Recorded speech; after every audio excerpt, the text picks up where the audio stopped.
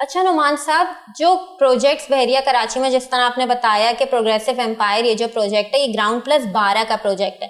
अब स्पेशली वो क्लाइंट्स जो कराची शहर से बहरिया आते हैं उनका मेजर कंसर्न ये होता है कि जो प्रोजेक्ट बहरिया कराची में बिल्डर ने शुरू किए हुए या प्री लॉन्च फेज में वो टाइमली डिलीवर हो जाएंगे या नहीं। इंशाल्लाह ज़रूर होंगे, क्योंकि देखिए कराची और बहरिया में फ़र्क है। कराची में अमूमन, मैं किसी का नाम नहीं लूँगा, मैं बता देता हूँ आपको कि कराची में 90% प्रोजेक्ट, अगर वो 3 साल का प्रोजेक्ट है तो वो 5 साल पे चले जाता है, और कोई 5 साल का प्रोजेक्ट है तो वो 10 साल पे चला जाता है। लेकिन बहरिया में ऐसा नहीं है, क्योंकि बहरिया के अलग रूल्स वगैरह हैं।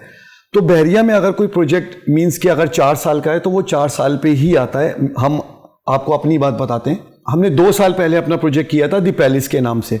आज अल्हम्दुलिल्लाह ग्राउंड प्लस 8 है वो, आज अल्हम्दुलिल्लाह वो प्रोजेक्ट हमारा स्ट्रक्चर कंप्लीट हो चुका है, उसका फाइनल फिनिशिंग चल रही है और अनकरीब हम उसका पोजीशन देने वाले हैं। इसके बाद अगर मैं बात करूं आपकी आइकॉन 86 हमारा एक प्रोजेक्ट है मेन जिना एवेन्यू पे थीम पार्क के जस्ट अपोजिट, वो प्रोजेक्ट हमारा ग्राउंड प्लस 18 है। उस प्रोजेक्ट को वो भी अल्हम्दुलिल्लाह हमारा प्रोजेक्ट तकरीबन 3rd 4th फ्लोर पे पहुंच चुका है। अभी रिसेंटली 1 ईयर्स हमने सल्तनत उसको लॉन्च किया है, तो वो भी माशाल्लाह पाइलिंग के मरहले से गुजर चुका है।